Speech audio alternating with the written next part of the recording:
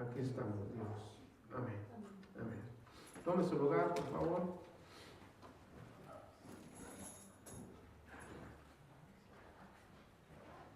Hay una anécdota.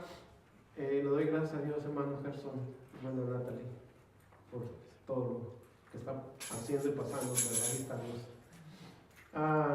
Hablamos el miércoles pasado que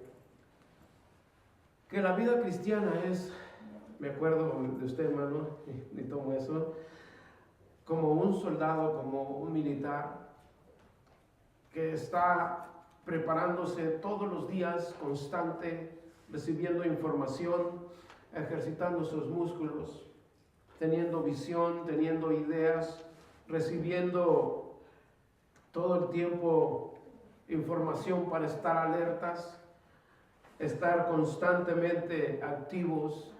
Y la palabra de Dios nos compara, vimos que en otro capítulo el apóstol Pedro habla que tenemos que estar preparados con las armas.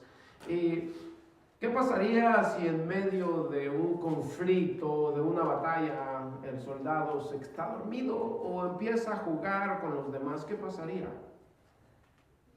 El enemigo llega y los derrota muy fácilmente. Por eso es estar alerta, y el tema de hoy, hermanos, es mostrando nuestra firmeza.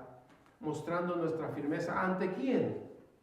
Primeramente, tenemos que estar firmes mostrándole a Dios que creemos en Él y que tenemos nuestra fe bien cimentada, y mostrándosela también a todas aquellas cosas que parecen que están mal, o parecen que estamos batallando en la vida, o que parece que son un montón de cosas al mismo tiempo que vienen a nuestra vida, pero debemos demostrar nuestra firmeza aún en medio de cualquier situación difícil.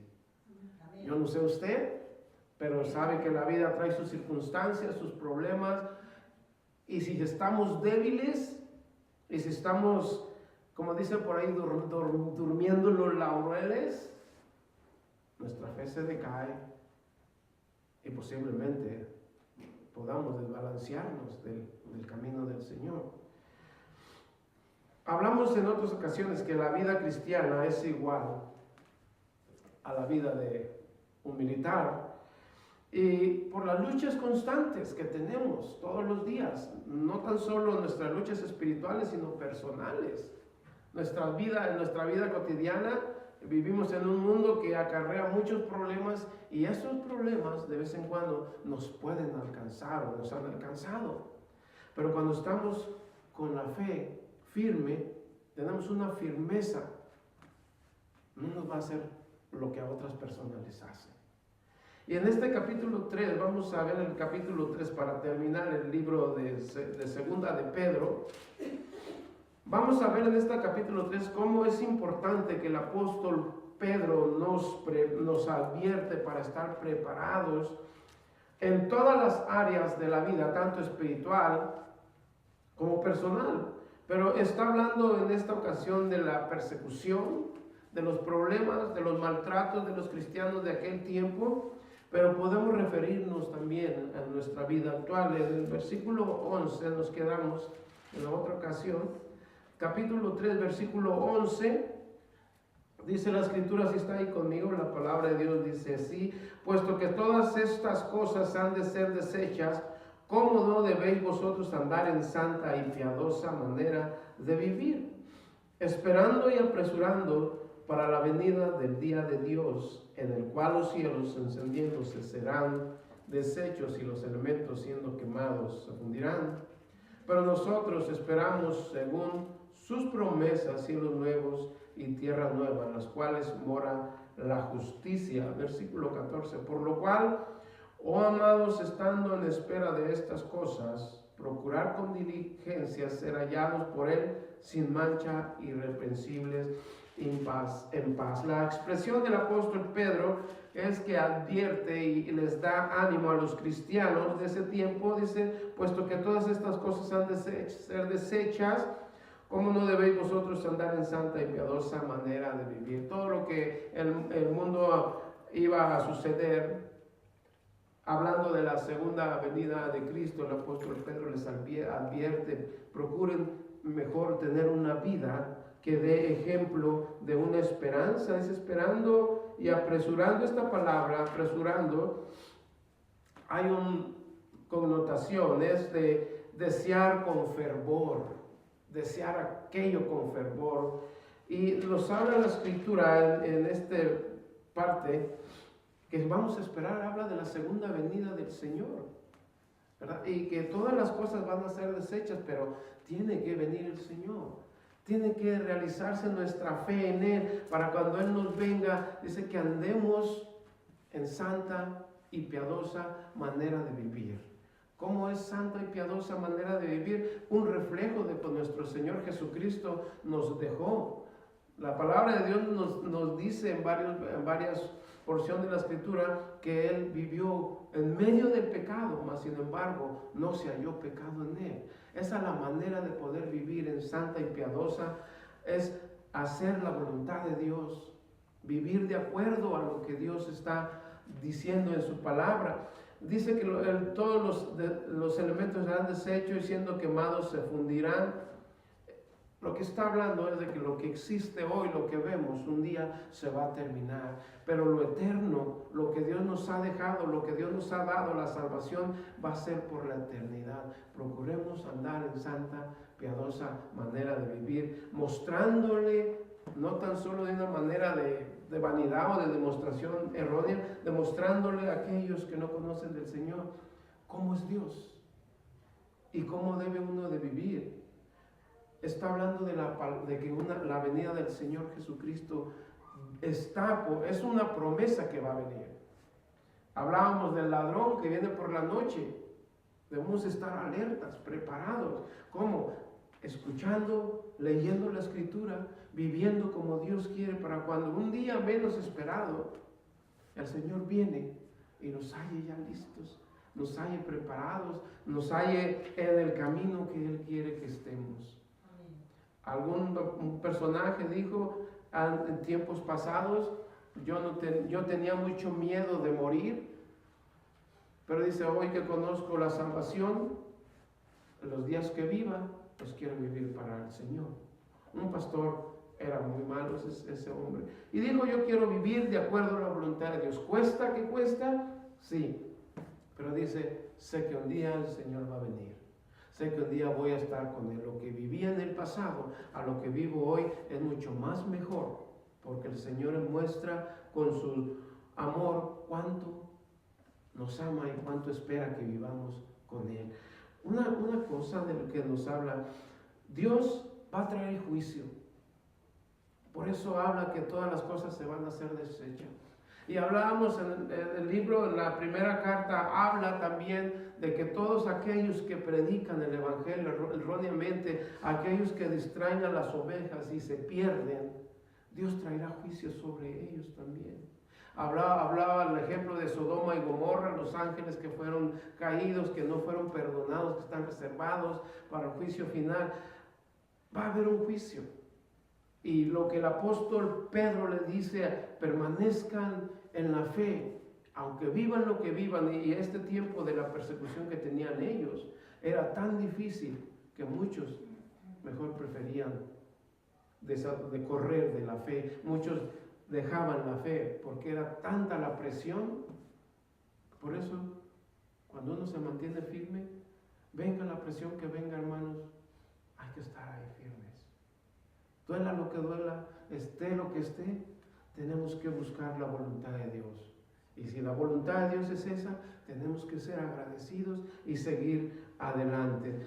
Pero dice en el versículo 13, pero nosotros esperamos según sus promesas cielos nuevos y tierra nueva en los cuales mora la justicia. Él les estaba dando, el apóstol Pedro, la esperanza de que un día iba a pasar todo ese evento de la persecución, y tener en cuenta que vale la pena lo que estemos pasando, porque al final de cuentas el quien nos va a premiar es Dios. Todas las cosas se van a deshacer. Esto nos invita a ir al profeta Isaías en el capítulo 65. ¿Quiere ir conmigo, por favor? Al profeta Isaías, capítulo 65. nos habla de esta promesa de cielos nuevos y tierra nueva. Isaías capítulo 65, versículo 17. Dice la escritura: porque he aquí yo crearé nuevos cielos y nueva tierra, y de lo primero no habrá memoria, ni más vendrá al pensamiento. Fíjense lo que nos dice: va a crear nuevos cielos y nueva tierra. Y dice, en esta porción me gusta demasiado, y dice: y de lo primero no habrá memoria, ni más vendrá al pensamiento. Todo un día va a terminar, va a pasar, y la esperanza de que un día el Señor nos va a permitir vivir de esta manera en cielos nuevos y tierras nuevas, donde no va a haber ni llanto ni dolor. Lo que nos dice en Apocalipsis, vamos a leerlo mejor para no decir una cosa por otra. En el capítulo 21, versículo 1, dice la escritura, ¿está ahí conmigo, por favor? Vi un cielo nuevo y una tierra nueva, porque el primer cielo y la primera tierra pasaron y el mar ya no existía más. Y yo, Juan, vi la santa ciudad, la nueva Jerusalén, descender del cielo de Dios, dispuesta como una esposa ataviada para su marido. Y oí una gran voz del cielo que decía: he aquí el tabernáculo de Dios con los hombres, y Él morará con ellos, y ellos serán su pueblo, y Dios mismo estará con ellos como su Dios. Enjugará Dios toda lágrima de los ojos de ellos, y ya no habrá muerte, ni habrá más llanto, ni clamor, ni dolor, porque las primeras cosas pasaron. Y el que estaba sentado en el trono dijo: he aquí, yo hago nuevas todas las cosas. Y me dijo: escribe, porque estas palabras son fieles y verdaderas. Y me dijo: hecho está. Yo soy el alfa y el omega, el principio y el fin. Al que tuviere sed yo le daré gratuitamente de la fuente del agua de la vida. El que venciere heredará todas las cosas, y yo seré su Dios y él será mi hijo. Qué precioso mensaje lo que dice. Y aquí, hermanos, cuando estamos en la tierra nos duele una cosa u otra, ¿verdad? O por ahí que nos falta algo y podemos pensar: ¿por qué a mí no y a los demás sí? Y es cuestión a veces de conflicto emocional, pero me gusta mucho lo que dice del versículo 4: enjugará Dios toda lágrima los ojos de ellos, y ya no habrá muerte, ni habrá más llanto, ni clamor, ni dolor, porque las primeras cosas pasaron. ¡Wow! Me impresiona tanto. Hermano, yo a veces soy muy sensible a muchas cosas. Cuando leo esta porción de la escritura no me aguanto y digo: Señor, eres tan bueno. No merezco todo lo que Dios hace, ¿verdad? O posiblemente algunos dicen: pues tampoco yo. Pero Dios es tan amoroso, tan bueno. Y lo que dice el versículo 7: el que venciere heredará todas las cosas, y yo seré su Dios y él será mi hijo. Yo quiero ser su hijo. ¿Usted quiere ser su hijo, su hija? Dice: el que venciere. Por eso la palabra de estar firmes, en firmeza, podemos lograr llegar a un día a recibir yo seré su Dios y él será mi hijo. ¡Wow! Para que Dios nos llame de esa manera, ¿cómo nos ve Dios entonces? Como santos, sin mancha, irreprensibles. Aunque nosotros mismos nos conocemos, Dios nos promete grandes cosas. Para mucha gente esto es una locura. ¿Cómo Dios te promete que vas a reinar con Él y vas a estar en la tierra gobernando con Él y te va a permitir vivir de esta manera y ya no va a haber más dolor, ya todo va a ser lo máximo? Claro que sí, porque Él es Dios. Y una cosa bien bonita y bien emocionante, más que emocionante, de edificación, es que al principio vimos una tierra que Dios hizo perfecta, que todos jugaban, Adán y Eva andaban antes de pecar, andaban hablando con Dios, caminando en el campo con los animales. Y ahorita podemos ir a un lugar salvaje, de buenas a primero un león le arranca una mano. Una serpiente lo muerde. Un gorila, ¿qué pasa con un gorila? Lo abraza y lo destroza. Bueno, hermanos, dice la Escritura, cuando va a suceder esto, todo va a ser como al principio. Y las cosas que pasaron, ya no va a haber memorias de ella. El pecado, toda la corrupción que existe en el mundo, toda la idolatría, ya no va a haber eso.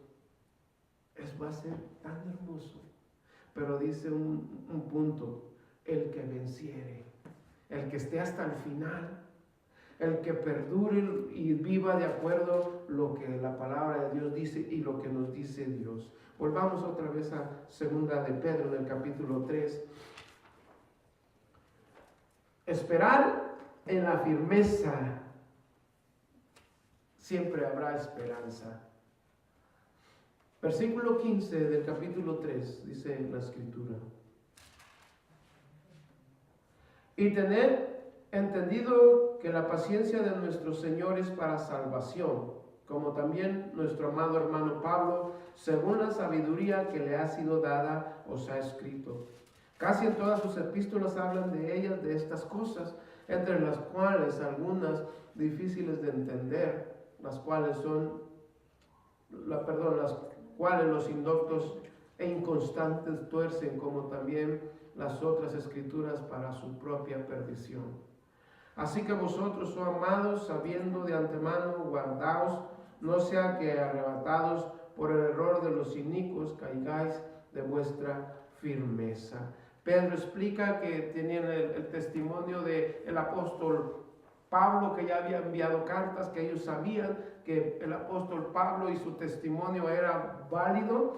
Ahora dice que había unas porciones de la Escritura que no entendían. Bueno, el apóstol Pablo, de acuerdo a lo que él vivía, a lo que él vivió en el mundo, a sus tradiciones, tenía una manera de explicar el Evangelio. Y Pedro, como vivió con el Señor, vio todo, tenía otra manera, pero al final de cuentas el Evangelio era el Evangelio de Jesucristo, dice, para salvación.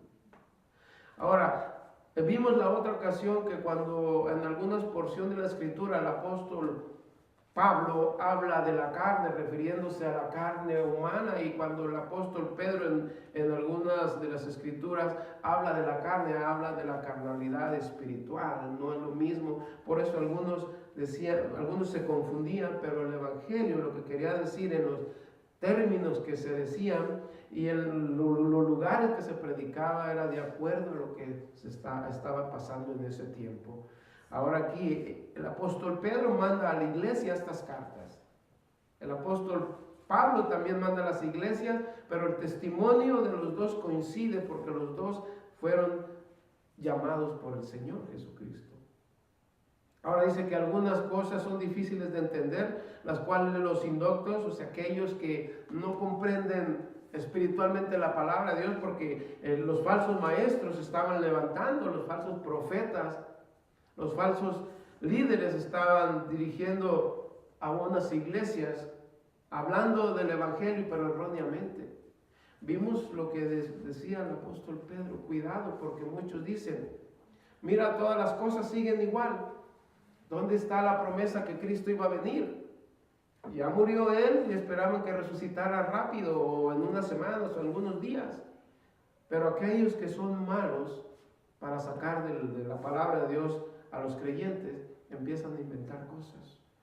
A poner, por ejemplo, cosas que la Escritura dice, ok, Cristo dijo que iba a venir. ¿Dónde están? No ha venido. ¿Qué están haciendo? Perdiendo su tiempo en la iglesia.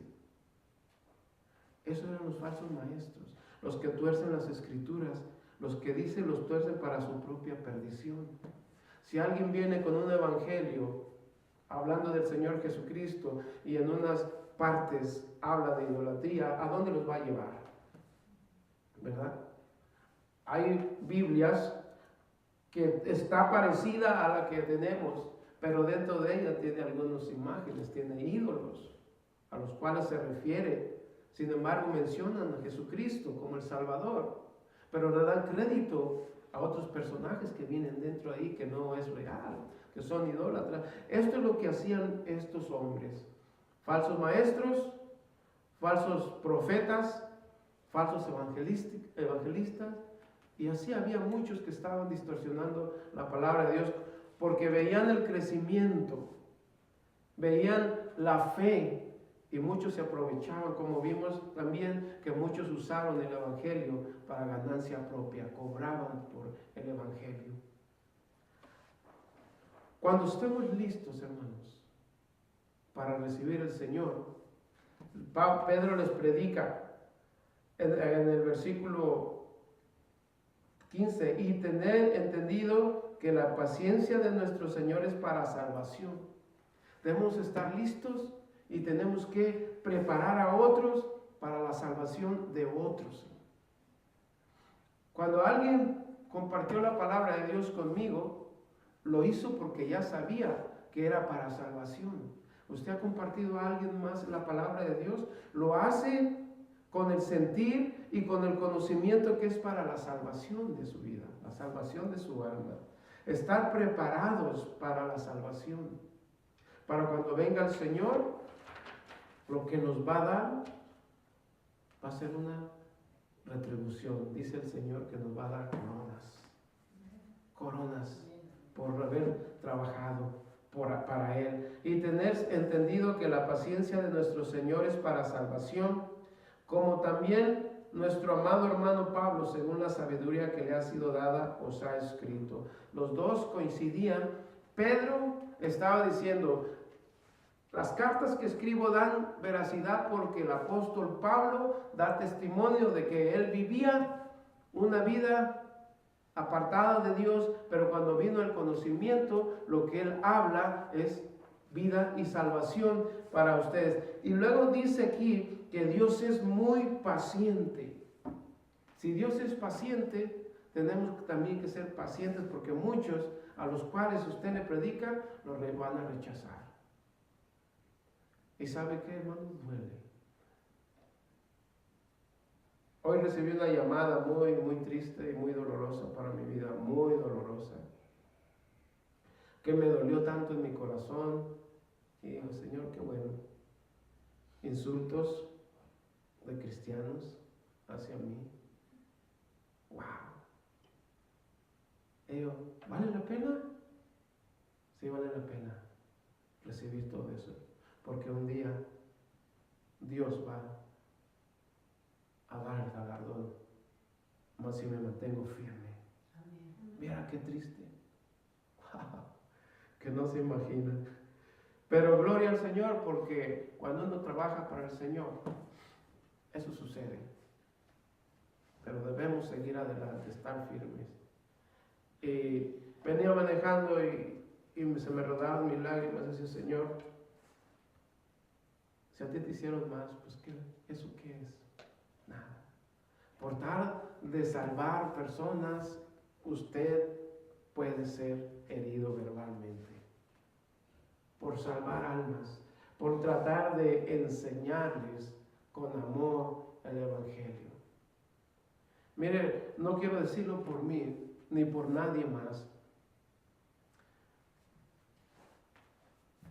El compartir la palabra de Dios con ustedes,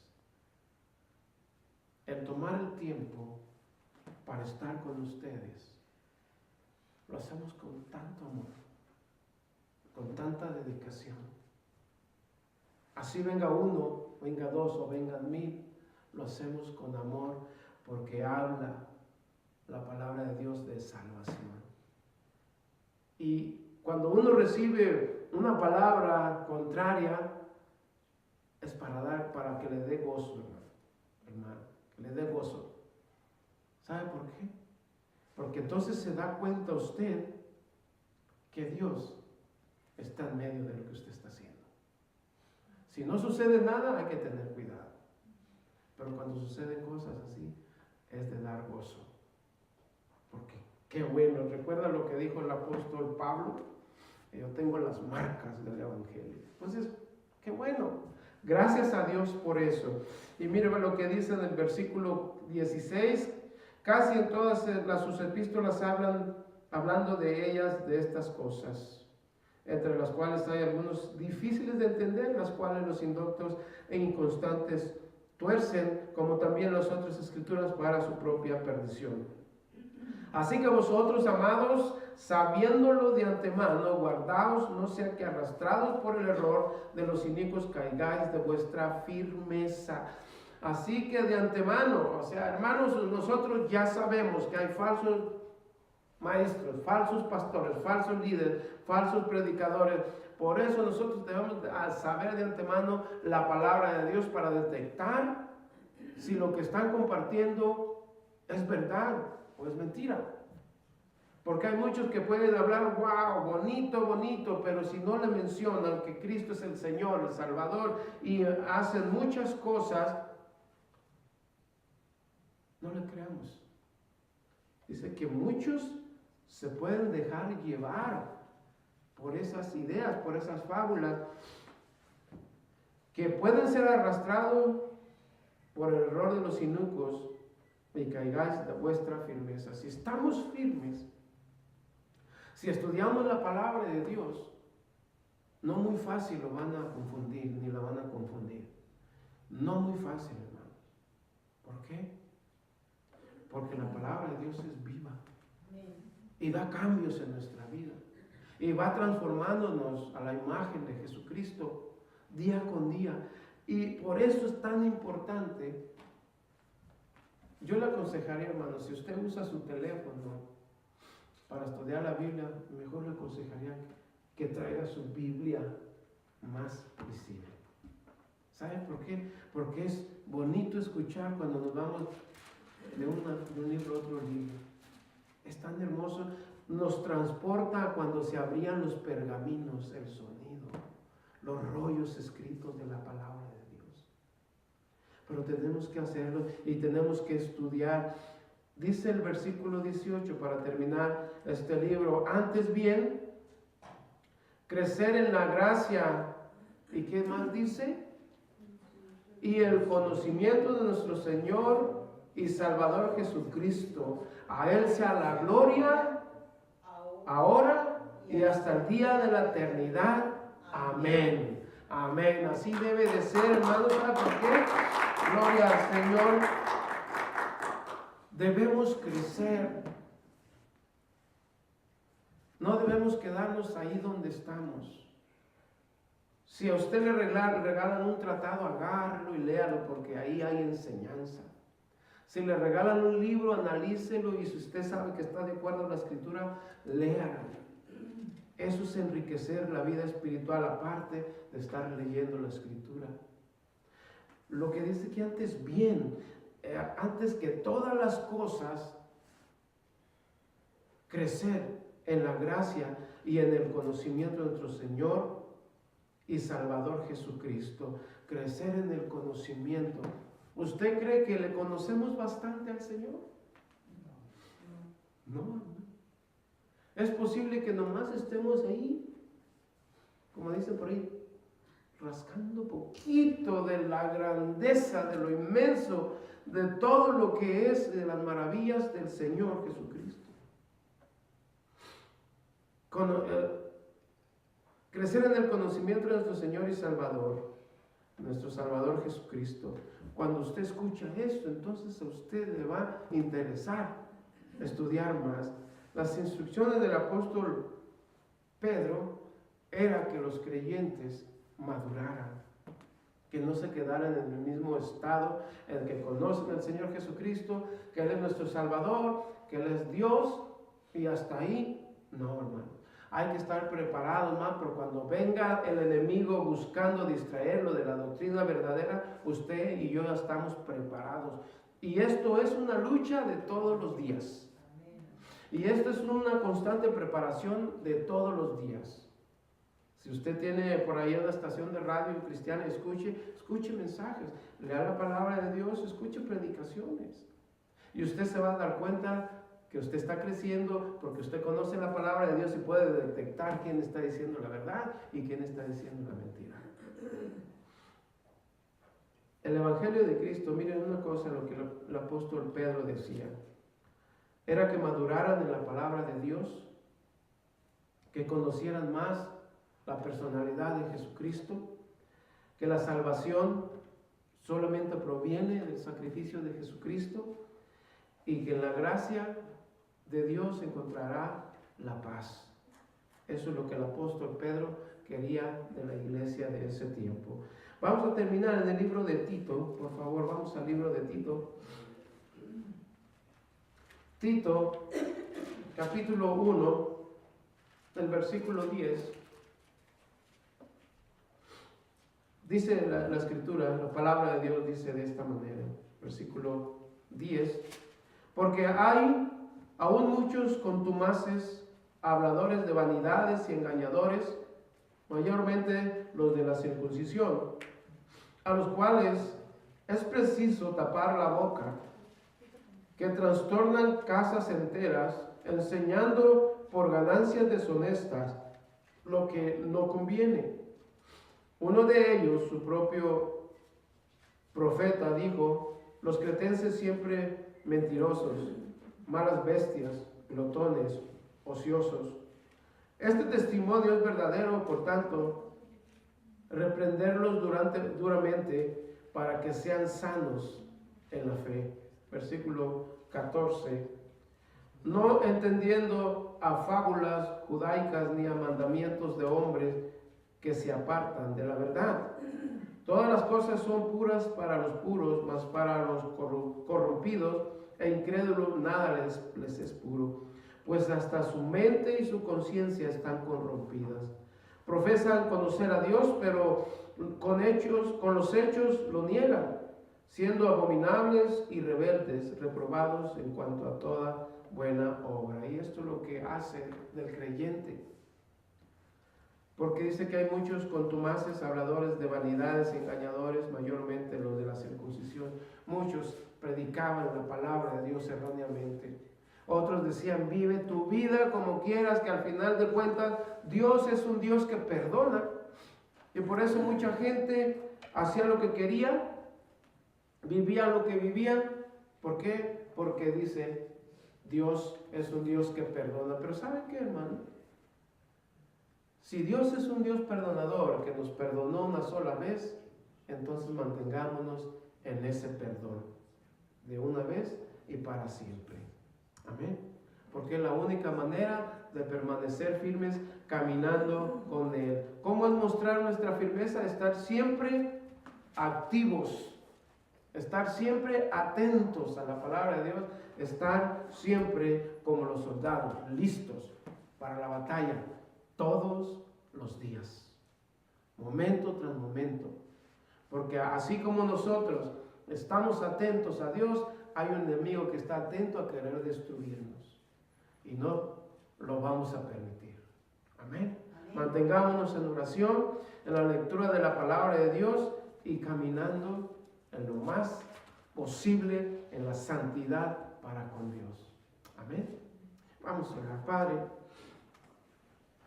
mi Dios, usted es tan bueno, Señor.